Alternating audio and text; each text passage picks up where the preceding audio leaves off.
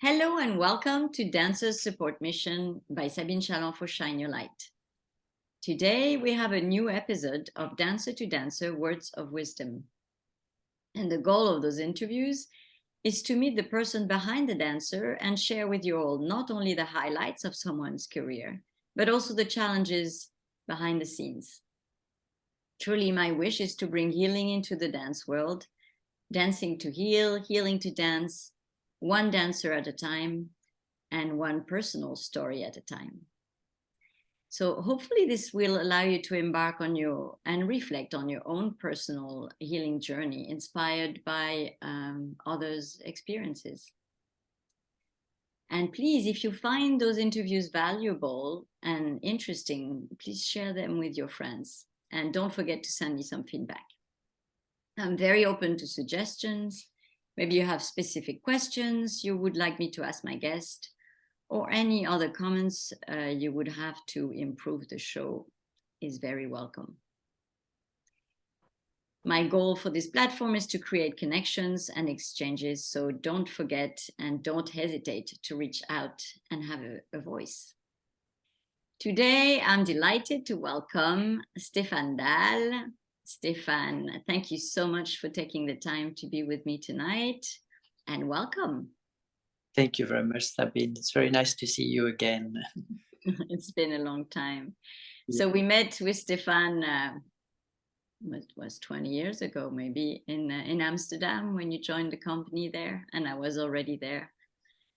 And we spent some few years together dancing a lot of ballets because in that company that was kind of like a factory, a rhythm. Right. So Stephane, I was always very inspired by your work ethics for sure. I mean, you know, you're definitely somebody who inspire that to others. And you were also very dedicated to the floor bar work that you still do today. So you're going to talk to us about this. But I just wanted to say that, yeah, you were a very special dancer and a very special person to, I wouldn't say to follow. You had a lot of followers, actually, but you were very inspiring, you know, in the way you behaved and in the way you held yourself, you know, face to the work you had, and also as a human being. So I just wanted to say that this was very inspiring. That's a beautiful compliment, Sabine. Thank you very much. So we're going to start, as always. I want to know where you come from, you know, why you started to dance, when you started to dance, and specifically, when did you decide that you were going to be a ballet dancer, you know, that this would be a profession for you? Yes, it's funny because there was no start. There was no something which I start to decide. I'm coming from a countryside of France, 1 hour and a half from Paris, actually middle of nowhere. My father was a farmer, and I have 5 brothers and sisters. We were 6 kids. And somehow with some trouble in my family, my parents separate and we came to live in the city of Saint-Quentin with my mother. But before that, even in the countryside where we were living with my parents, sometimes they were organizing some evening party. And I do remember in my very young age, dancing rock and roll with my sister Florence, and somehow the guest was amazed about the way I was moving. And I remember some guests telling me, "Stephane, you should dance. But how old were you then? It must be 6 or 7 years, maybe. Okay. Because after my parents' divorce when I was 13, and for a long time afterwards, there were no this type of event in the family, in the house.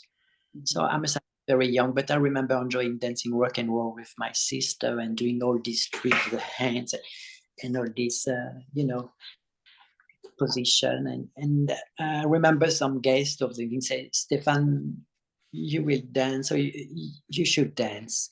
And anyway, it stays somehow in me. And then afterwards, my like I said, with my mother, we went to living in the city, and then after a few months, so I think the fact that I was study at school was not very successful, maybe emotional problems with the divorce.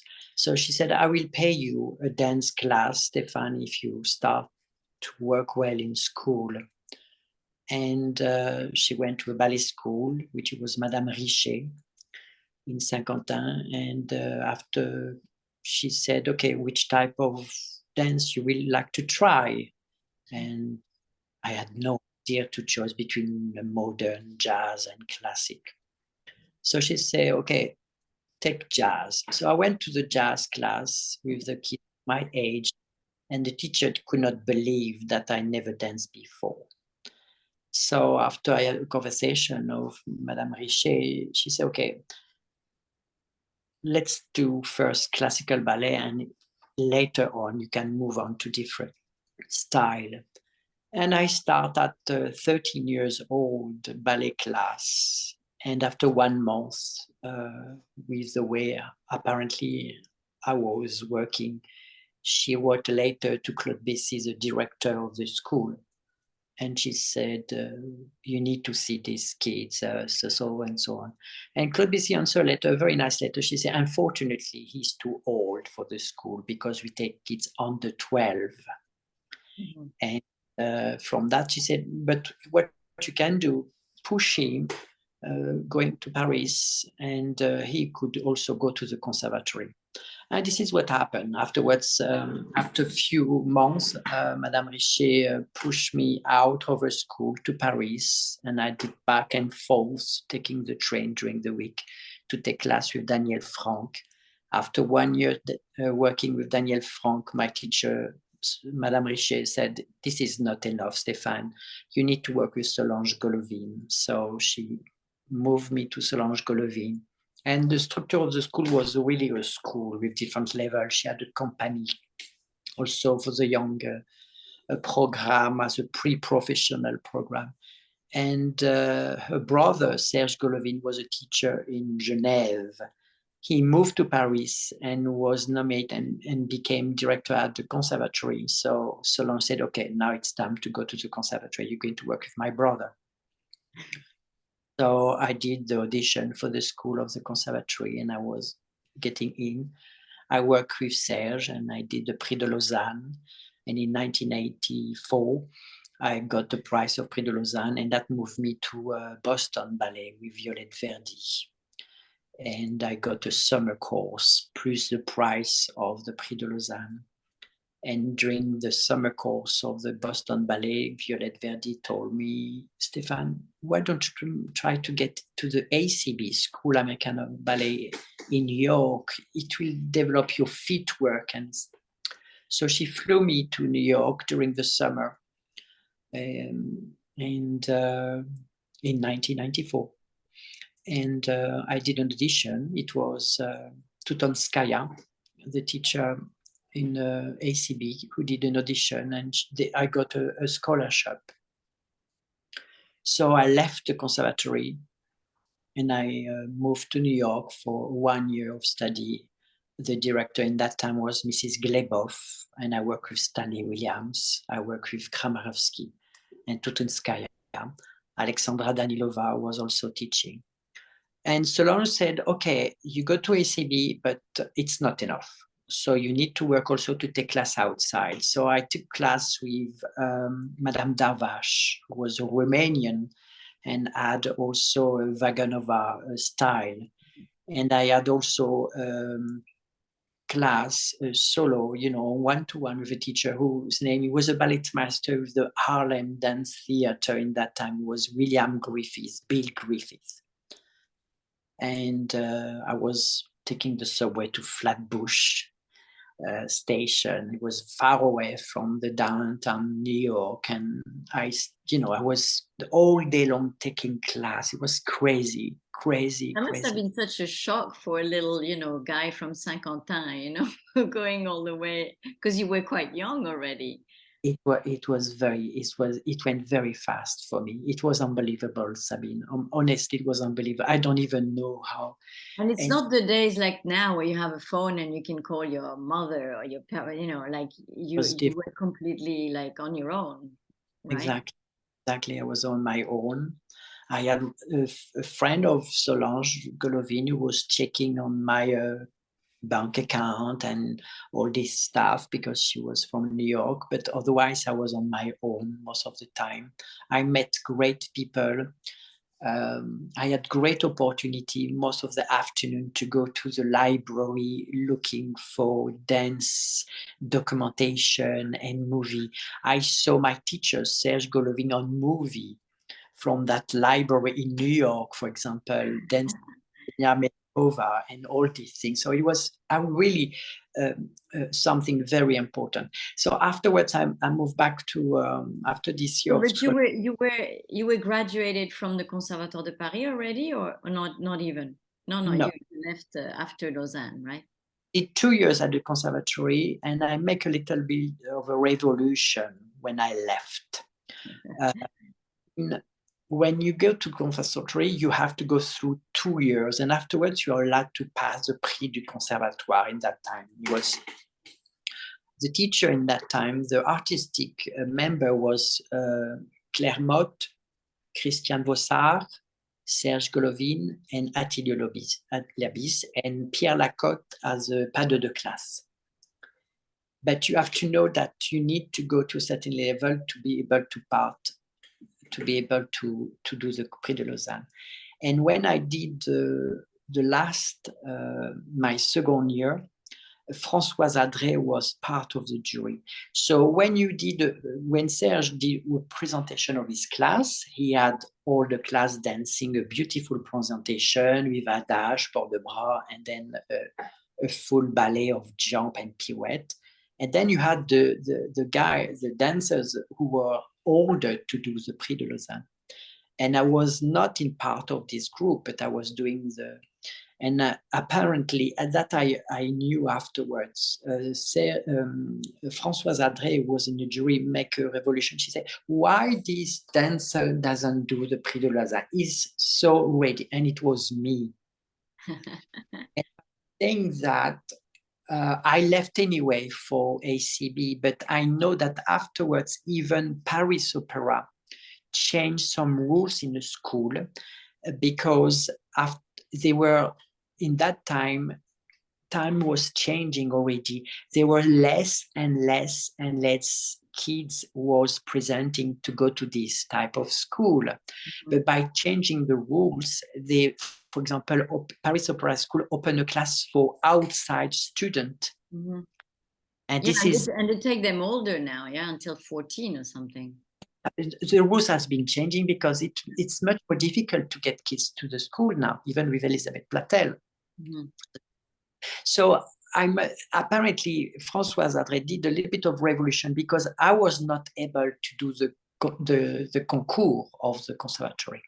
And that I didn't know. It was actually another member, Yvette Boulan, who told me the story when I left afterwards. You know, Stephane, what you provoke actually is because they want to have you dancing for the competition, but you're not allowed because of your age and because of the number of years you were.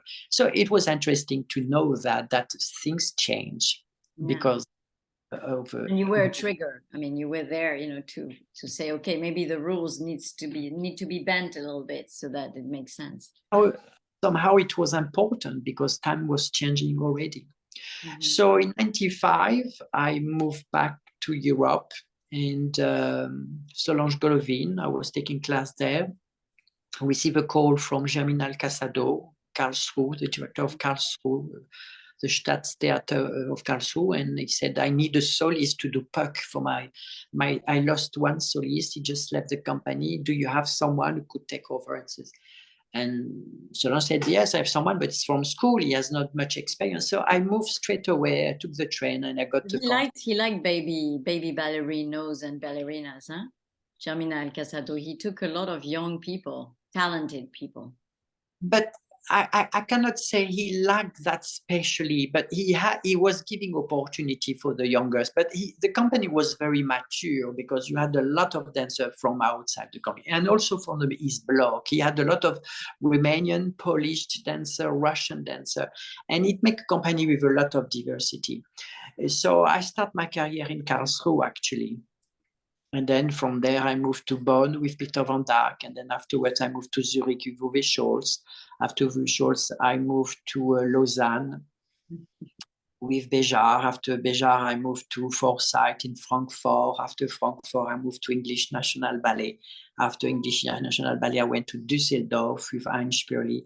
And after Einspürli, I moved to Amsterdam with Wayne Glynn. After Wayne Glynn, I moved to Cleveland, Saint Rose Ballet, who bankrupt after 1 month. I was there. And San Jose, California board bought everything from Cleveland. So we moved in one night, I remember, we moved to San Jose, and I finished my career in 2006 in California. Wow. So, I mean, you went too fast now. So I wanted to ask you, what was the most challenging part of being a student for you?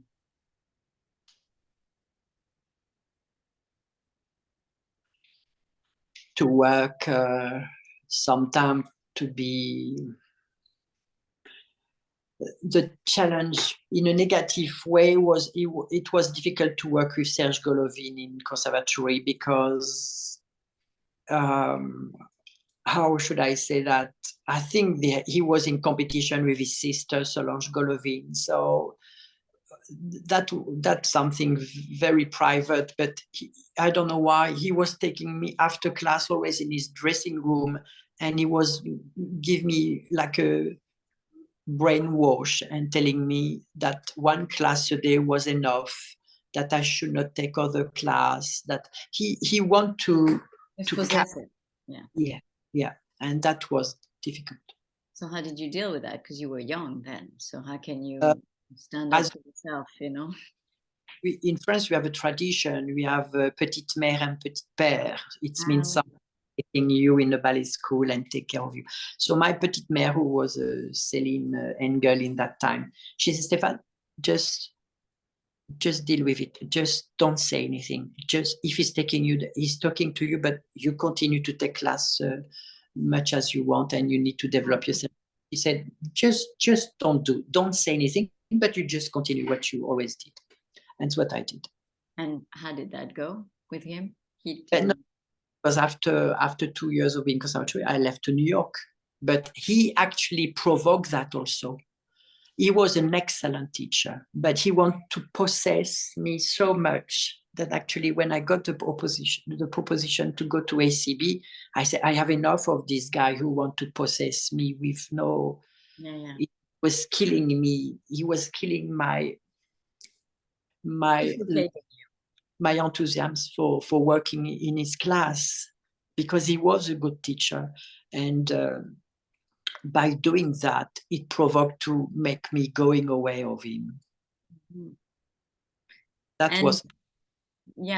So I mean, you're quite an unusual dancer, because not everybody dares to do so many companies. First of all, it takes a lot of energy to go from one place to the other, to have the courage to do it, to have also the enthusiasm, the energy. It's, I mean, I know what it is, and it's, I haven't done as many companies as you've done. So what drove you to do this? What was, you didn't see yourself spend your whole life in one space, in one place?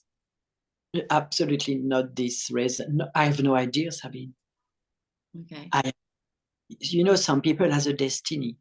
Mm-hmm. Some people has a destiny to stay in the same place forever, make the career where they were. Some people, you cannot even, I should not say accuse, but you cannot even understand the way it went, because it went so smoothly and so almost, okay, I have to go there.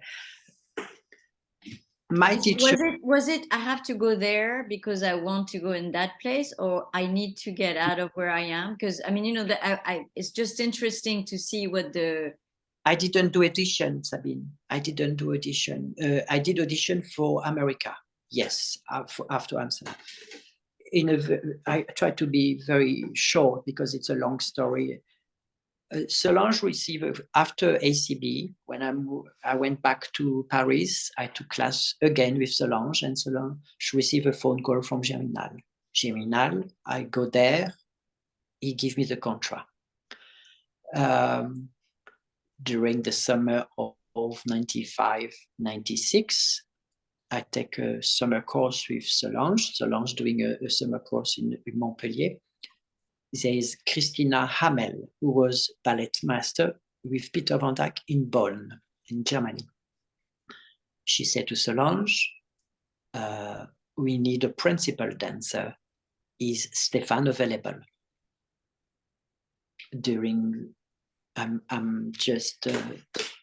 Solange said, Peter van Dyck being a principal dancer, are you ready, Stephane, to move out of?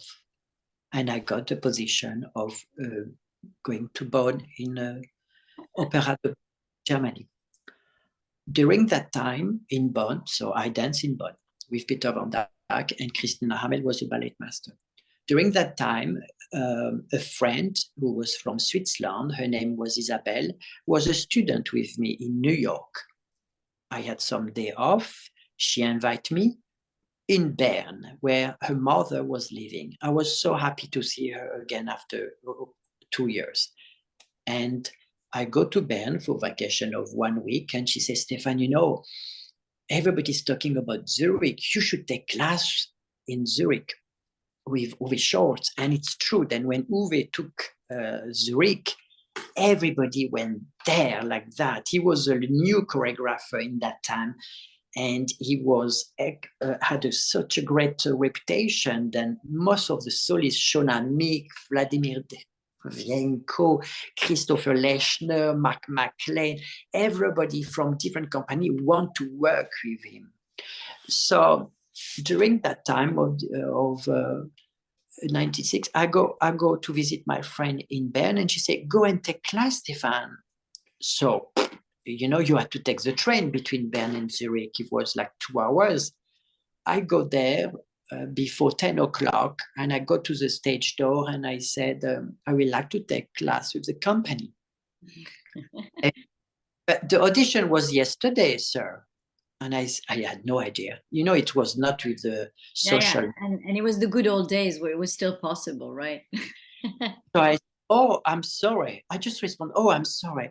And she said, so she took the phone, called to the secretariat of the company, and she said, okay, get in, and someone's going to pick you up. Secretary come, show me the dressing room. I did the class, and Uwe gave me a contract after class. I was not asking for a contract. We have a contract for you. So I took the contract. And but you were not with Bern then? I mean, you could leave like this? No, Bonn. Bonn, pardon. Yeah. No, I was in Bonn. So I just resigned. And it's true that in that time, the rumor was that Yuri Vamos was going to take over Bonn. Mm-hmm. So it was already a transition time for Bonn. So I just took, and Uwe was so successful. Everybody was so enthusiastic about his work and choreography. He was very musical. So I danced for 2 years in Zurich. During that time, I had some good critics. And Jean-Marie Limon was a ballet master of Bejart. And they need boys, apparently. But he called me home. He found my phone number in Zurich. I have no idea. One night, I pick up the phone. He said, hi, my name is Jean-Marie Limon. I am the ballet master in chef of Maurice Bejart. We would like to know if you will be interested to join the company. Could you come to take class with us? So I arranged it. I say, okay. I was and I said, okay. So I went to take class, and they give me a contract. This is the way it went. And, you know, there everybody was doing part of this, but I was not the one to get big part like Gilles Roman, Georges Donne, or Serge Compardon, who was most the ones, you know. And one day, Jean-Charles Gilles, if you do remember, was a dancer from Roland Petit, but he was from Switzerland, so he was doing show with us a lot of time. He had his part or in a piece of 1789, a ballet from Bejart. But you know, the show of Bejart, sometimes we were dancing in a big stadium on a big podium. It was just a square like that. And one day after his part, he fell down from the stage. And anyway, he could not dance the evening time. So Maurice asked me if I knew the part. I was second class, and I said pretty well. And, you know, I had one afternoon to prepare myself for the show in evening. And I did it. It was a lot of, you know, Stephane is running fast. So I had a lot of good success for this part. But you have to know also that the ballet master, Catherine Bennett, during that time had an affair or a relation with a dancer from Bejart. And she saw my performance, that everybody was amazed because I learned fast and I did this and that. So we had 1 week off with Maurice. It was a traveling company. And I decided to visit my friend Tony Rizzi, who I met a long time ago when I was in a summer course in Boston Ballet. Tony Rizzi was dancing in Frankfuert Ballet, and I somehow was very happy also to be able to see him again after such a long. And I said, can I come and visit you? Because it'd be nice to see you again. You know, everybody was starting that Forsyth was an interesting choreographer in that time. So I visit for Frankfurt and stay with my friend Tony. I took class every day with the company. And I realized that Billy was very often looking the class. Catherine Bennett was ballet master. And the dancer was coming during the class talking to me, you know. I remember Amanda Miller coming to me, oh, hi, I'm crazy. But, you know, all this very bizarre attitude with me. And I was cool. I said, oh, hi, nice to meet you. But anyway. And then after a few days class, Billy came to me and said, oh, would you like to join for learning a variation? Come this afternoon to rehearsal. We're learning enemy, this variation with the rope. I mean, it was a very interesting. I said, okay, I will come to the rehearsal. So in the afternoon, I start to do the rehearsal with the dancer. And then to make the story short, and I have more to tell you, but anyway, at the end of the week, he gave me a contract. He came. I've never heard stories like this. It's true, because in that time, you have to know that the Frankfurt theater burned out. So one side of the theater, we were able to stay and work, but most of the time, the rehearsal was outside of the theater. And it was just a little corridor who was going to the restroom. He took me there and he said, Stephane, if you want, I have a contract for you. And I took it. So I left Bejart. It was like that. But I mean, it was that easy to leave a company at that time? Because right now you can't just leave, you know, anytime you want. We call that a friendly leave. It means if the director is okay, if Bejart was mad about me because he was not expecting this resign, but Bejart was such a big, sorry, but they had so much personality. I felt stuck there anyway. Of course, if I left, if I was so happy there and so, but you know, I was waiting my turn to have my part. So it was easy to resign for me, you know. So after 1 year with Forsyth, which, you know, we did a lot of touring also, like Bejart, we did a lot of things. I got one piece, Forsyth did a piece on ponchos for 3 boys. And I was part of this piece. It was for Tony Rizzi and Sean Amiot and me.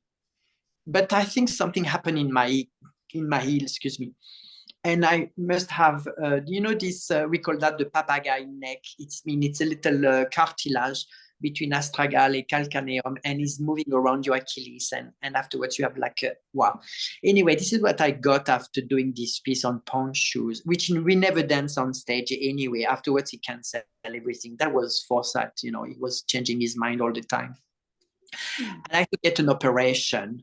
And anyway, end of the season, I was not in a good shape. And I thought the company was taking just one direction of moving. And I love classical ballet.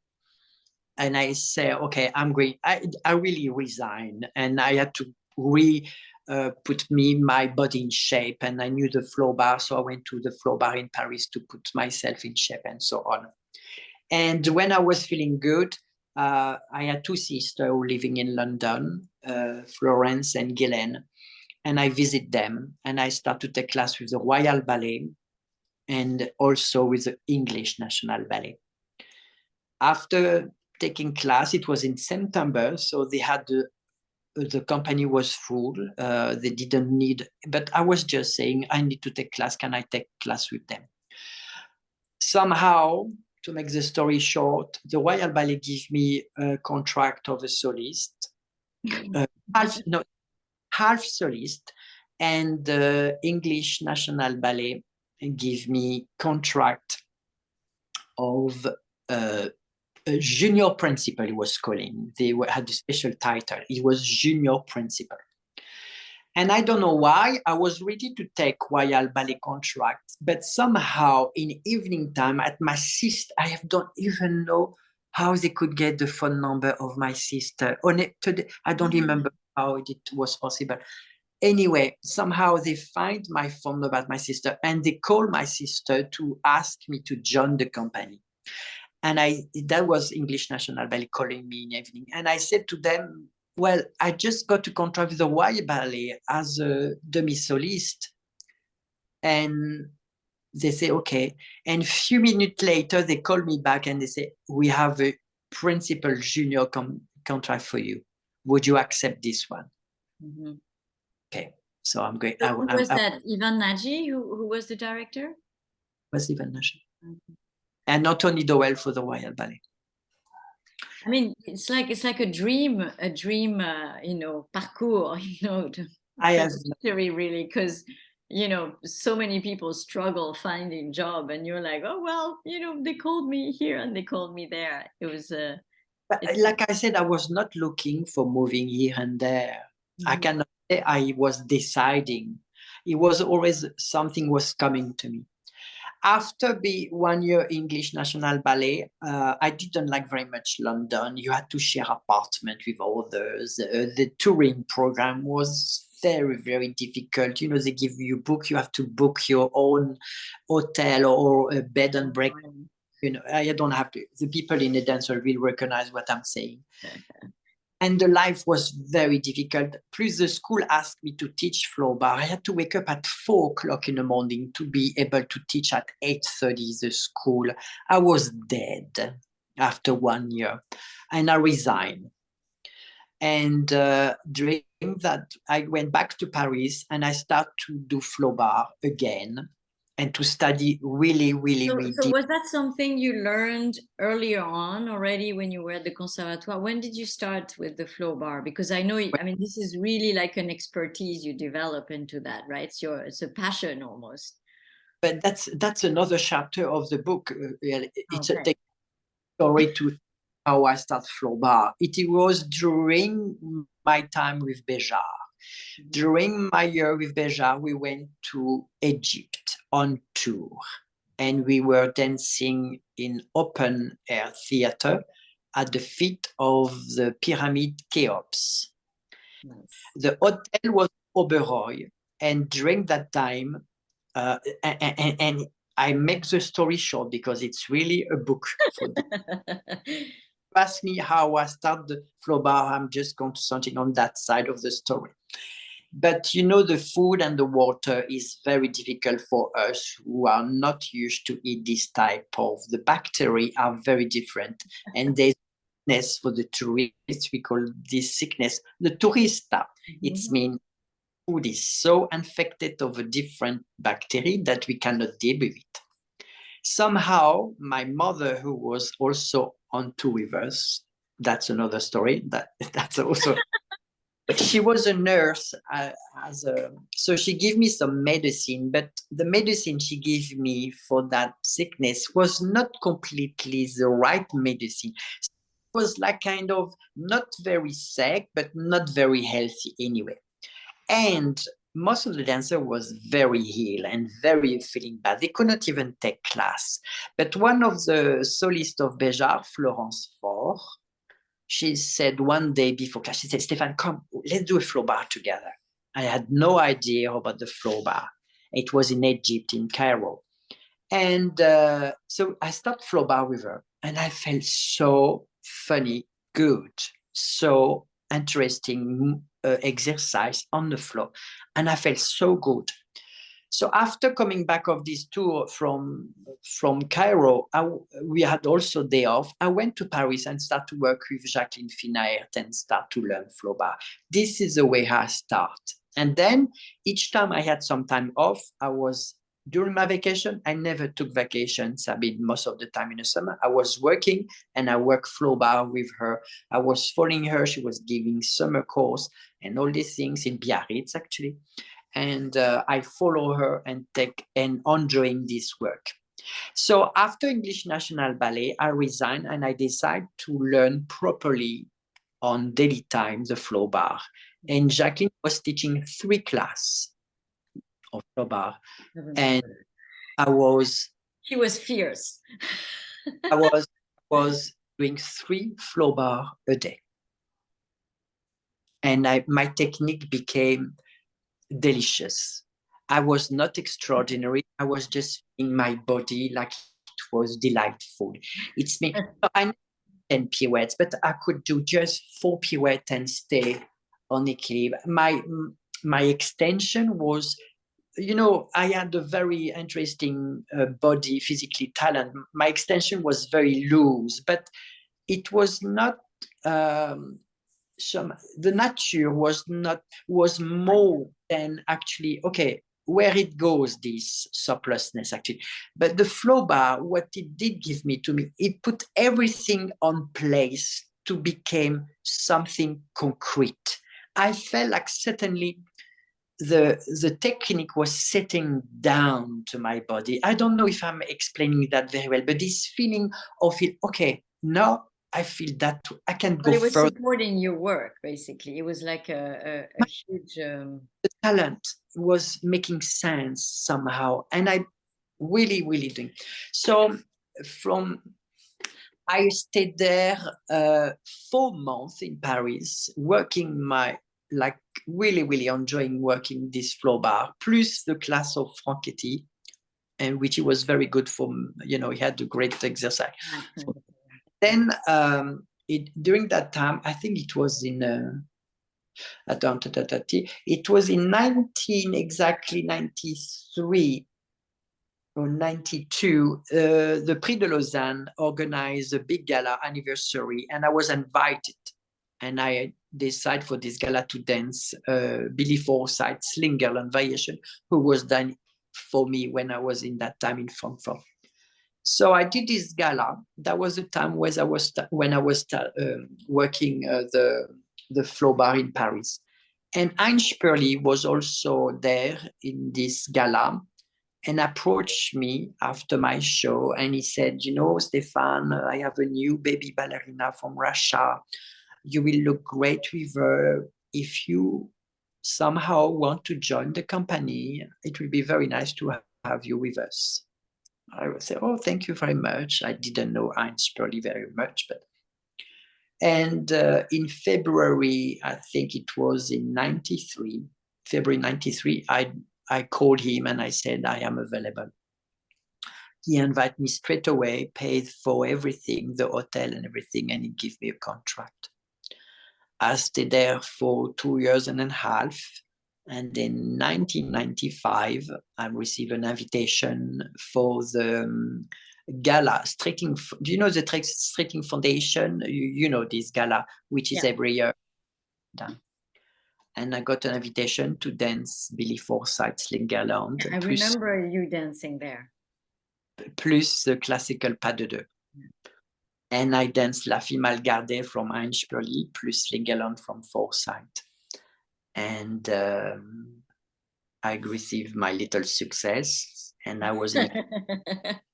And Caroline, you know Caroline Sayo, had a nice conversation with me, and Wayne Eglin joined the table at the canteen in the theater, and we started to talk, and Caroline said, "Oh, it would be nice to, you are my size, it's nice to have a partner like you." And I could feel like she was not proposing, but and Wayne was enthusiastic about stuff.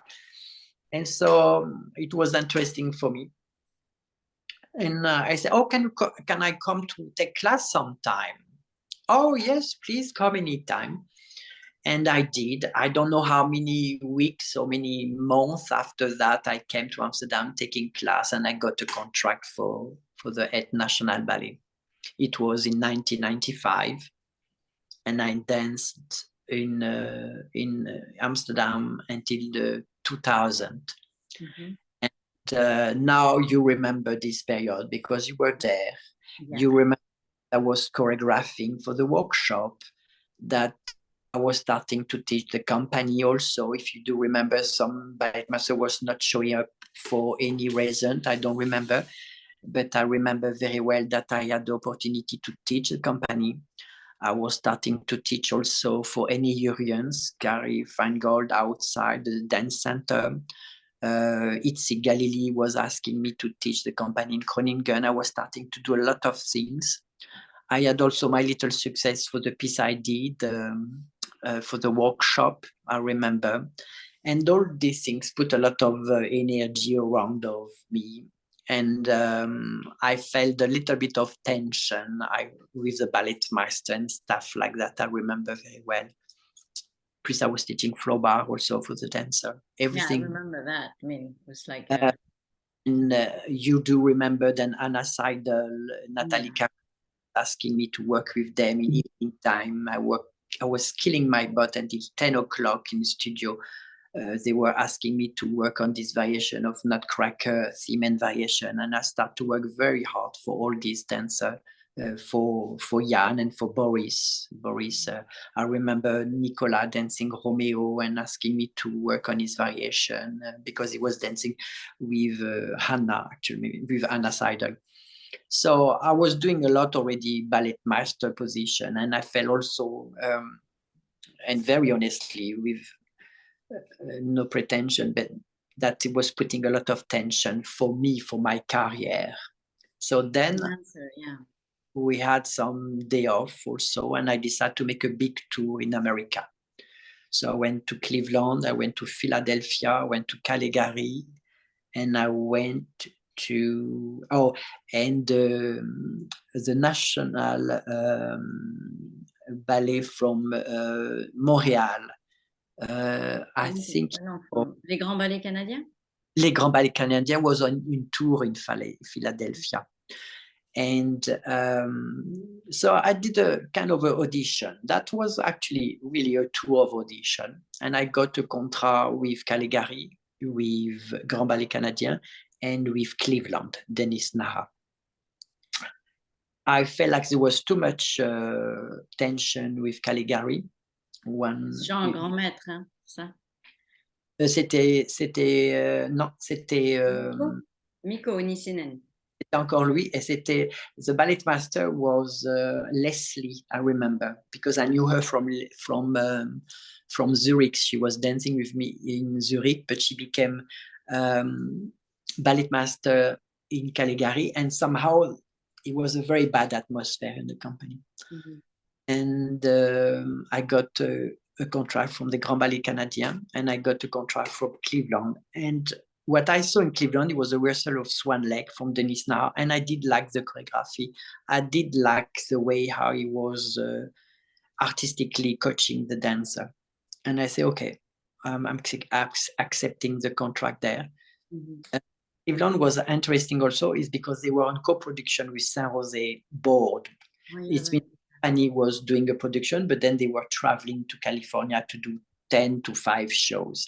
Mm-hmm. So I thought that was interesting to dance in the West to the East Coast. and so on. And I got there, I left Amsterdam, I got to Cleveland, and after 1 month, the company bankrupt. I have no idea, but this is what happened. Was there setting the 4 leaders, and I was cast for 2 pas de deux, which actually in Amsterdam, they never cast me for the 4 leaders, but in Cleveland, I was cast for the 2. So Who was setting it? Rudy. Rudy was there. Oh yeah, he was still. And I remember having dinner with Rudy in Cleveland, and we were telling them that actually the company was bankrupt. It was crazy. Honestly, it was crazy, Sabine. So how can it happen in 1 month? I mean, you know, at least you give a little. But after talking to some of the members of the administration, they could not understand that the director, Denis Naha, was actually offering me a contract when he knew that the finance was very bad. Wow.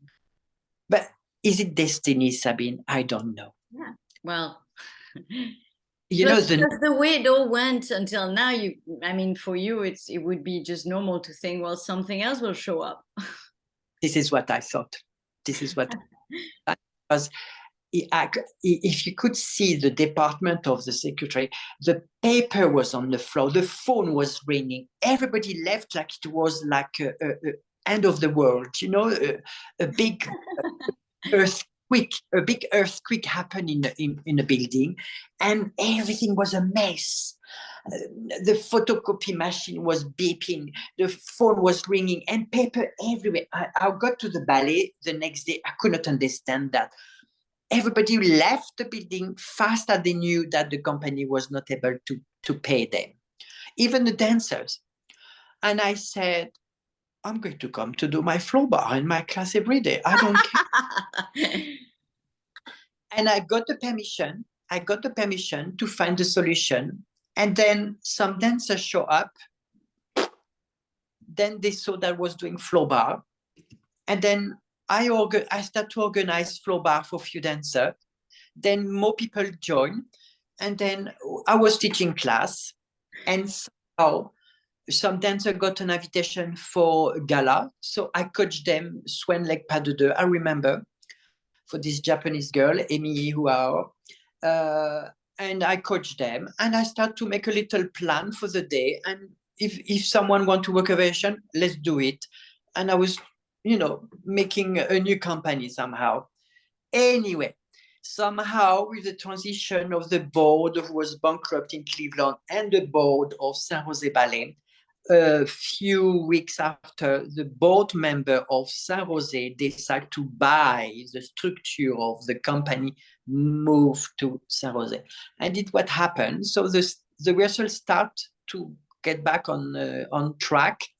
And we move in one night. I remember it was really middle of the night. We flew to San Jose. Some board member offer us rent on apartment, and I moved to one lady who's still my friend today, Marci Nicolao, which I'm still in touch today. She's a great friend. And then I danced for 6 years there in San Jose. Hey, this is so amazing, actually.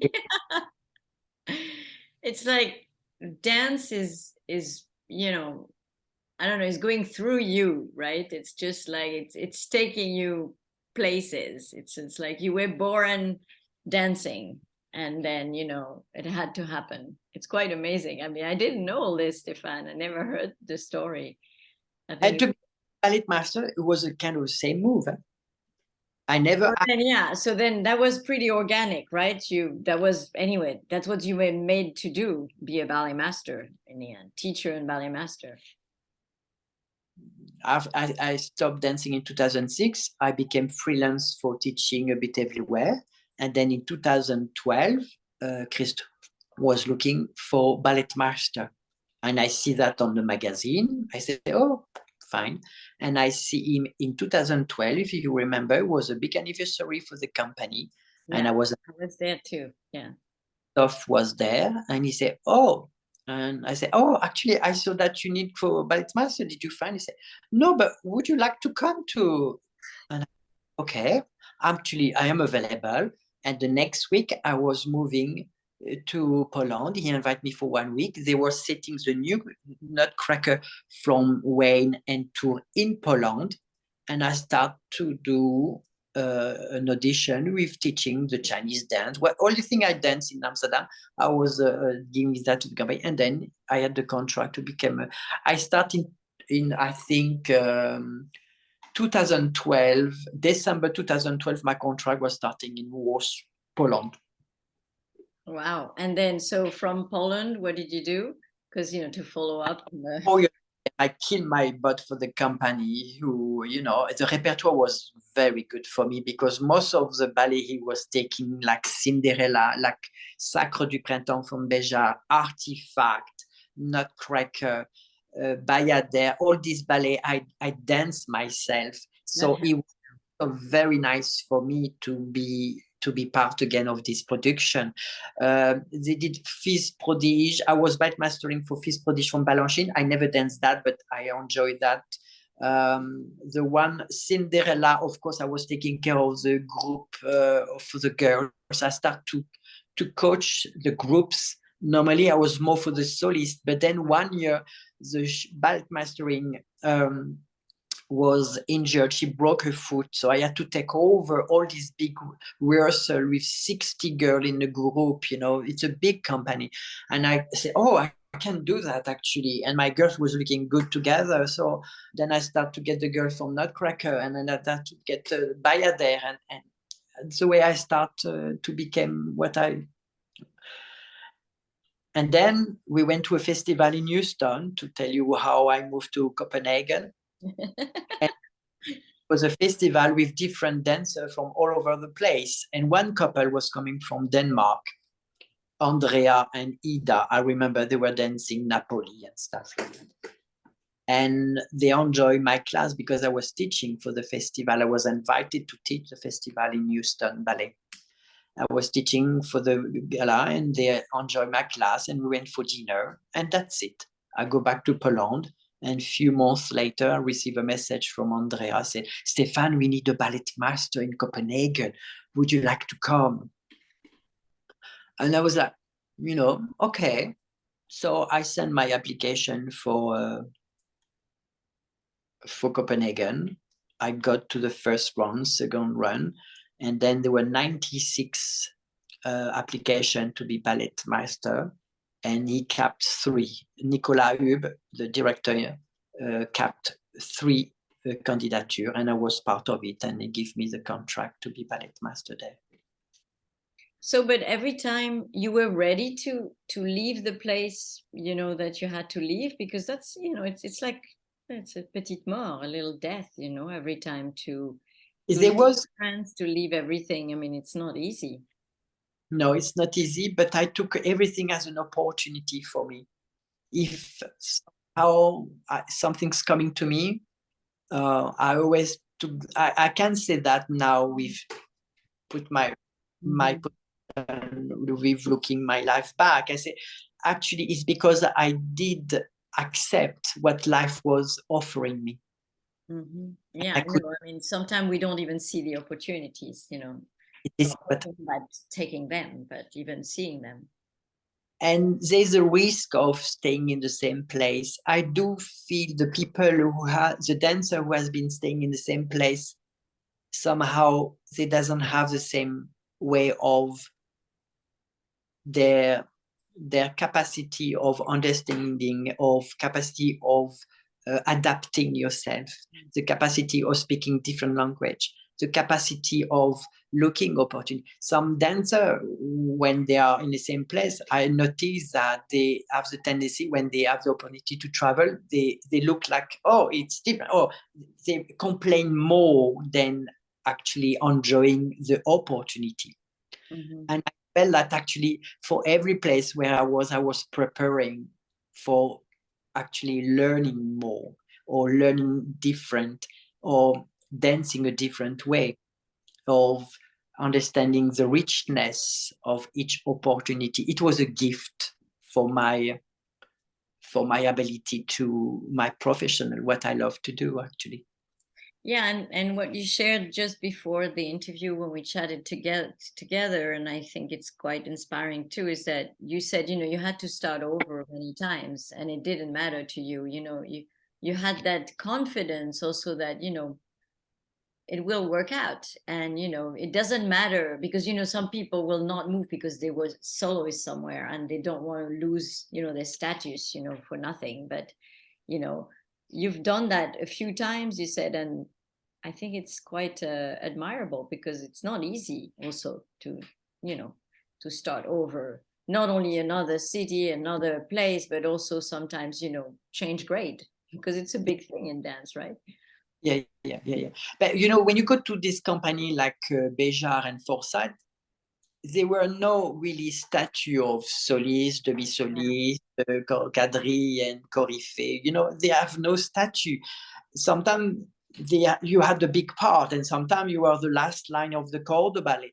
So I suppose my state of beingness was accepting much more. Okay, that's the way it is today, and tomorrow we see how it goes. And I do also be very honest with you, Sabine. Sometimes it was a lot of frustration to not dance. Sometimes a good Yeah, part. of course. Sometimes, I'm not lying with you. I'm just very honest. I remember feeling a lot of frustration many times, but somehow some other things came during that time also, who was feeding me to have a good balance with desire and then acceptance. And that built me a lot of strongness for adapting me for many situations in my life. It's not just for dancing, my profession, what I like to do, but I notice also with my personality with others, sometimes actually I have facility to, okay, that's okay. We see how it goes. Yeah, acceptance is it's a big thing. It's Yeah, important not only as a dancer but as a human being, right? as a human being. Wow. Okay. Well, time is flying, so I want to wrap it up. I would like to ask you a last question. If you had one advice to give to a young dancer that is starting his or her career right now, what would that be? It will be not an advice for their young age, but one day they will have to stop. This is something which sometimes we don't think, we just move on with life, but actually we don't see at longer term what is going on with our career, which is very short.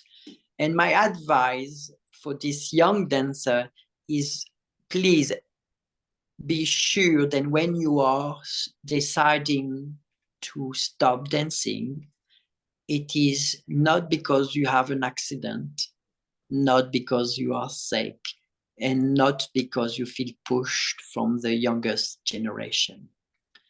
Be sure that when the day will come, and that could be sooner or later, it does not matter, you feel content and happy with yourself and healthy. That's very important. The way you start your career, it could be on stage or just dancing, it is the way you're going to move on with your life, because we are very young when we have to stop dancing. But with this positive energy, when you stop dancing, you will carry on for the rest of your life. And personally, I start at 41, but I dance all the big part of the repertoire for my last year. And I want to stop dancing with a classical ballet because this is my sensitive and what I feel that I was the best and honest in my dancing. Contemporary, all other stuff is one part of dancing, but I felt like as a person, I'm much more in touch with my deepness and my honest perception for life with classical ballet. And I stopped dancing with Les Sylphides from Chopin. And I'm very happy because I could decide that. I didn't tell my director, I didn't tell to anyone. I said, this is my last show. And I left dancing quietly, with no big party, with not telling anyone. Yeah, but then you say don't stop if you're injured or if you're sick. Sometimes it is, if you become really injured and you have no choice to actually stop dancing. This is good point, Sabine, but try to come back in shape. Of course, there's extreme, someone could get a cancer, someone could be, but in general, my advice, if you have got an accident and you think about stem because your body, try to come back in shape, try to be, and you can decide to stop dancing. What I mean is the challenge of having a sickness or an accident should not be the result of stopping dancing. This is so that's a beautiful advice, but I would like an advice, as a starter. Work. What can they put in their pocket? Work. It's a good one. I do, excuse me, that's my cat. Enjoy working. If you enjoy working, it's be an enjoyment to go further, always further. You know what I mean? It is a great thing to put in front of you every morning when you go to the class. Remember that the effort you give in working will make you progress and be able to enjoy your dancing. Yeah, it's essential to enjoy the effort. Otherwise, it's kind of hard to be a dancer. Exactly.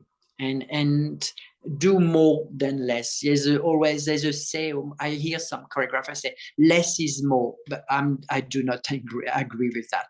More is definitely more, but less doesn't. It is the way. My teacher said, and my teacher from the floor bar said, more you do, it will give you the opportunity to do less. But if you do less all the time, you will not be able to do more because your body will be not prepared. When you do more every day, you can sometimes, okay, I have to do less now. But if you do less all the time, it's difficult to do more. And sometimes I feel dancers struggling and be very nervous for their part. They have to dance because actually they're not used to do more. Not prepared, yeah. Not prepared. So that's my advice for the youngest, yeah. Okay, never stop. Okay, Stephane, thank you so much for sharing all this experience. It's very, I did not expect that at all, because actually I didn't know your story. We never shared that before, so I'm very grateful you did that for all of us. Thank you, Sabine. Thank you. I'm going to wish you many more opportunities like that, many more phone calls and things falling on your lap for whatever you wish to do. And yeah, thank you so much for being with me tonight. Thank you for inviting me, Sabine. And I thank everybody for listening. And do you ever even teach privately floor bar, or do you do anything like this if anybody was interested? Or with the pandemic, I start to teach on Zoom. Definitely. So you have classes that you do regularly, or you can just do? Oh no, the people contacting me, and then it's on one-to-one. I don't do like they do on a big group. No, I don't do that because floor bar is a specific technique. You need to have some basics there. I do on one-to-one. Okay, all right. Well, thank you very much. I Thank wish you the very best. And thank you everybody for watching. And don't forget to put any comments and ask me if you want me to ask different questions or, specific things. Thank you very much. Bye-bye, Sammy.